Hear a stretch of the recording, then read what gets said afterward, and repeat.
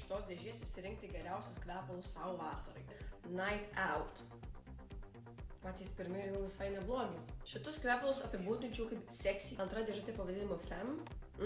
Čia jau tokie citrusiniai. Šitus tikrai pavadinčiau gaiviais. La Coquette. Čia jau man labai jaučiasi kažkokios prieskoninės žolelės. Beach. Nu, čia jau saldu. Scent of Dubai. Kažkodėl įtariu, kad čia bus mano perlas. Jo, šitie sunkūs, arabiški, žiauriai patinka. Labai geri. What? Čia geras. Kol kas mano numeris 1. La Perle. La Perle. Nėra sunkus, kaip man patinka, bet kažkuo jie mane labai traukia. Kaip man jie patinka. Šiaip esu mažumėlė nustebusi, nes aš tikrai galvoju, kad iš 6 kvepalų, nors vieni bus man tokie, kur absoliučiai yra.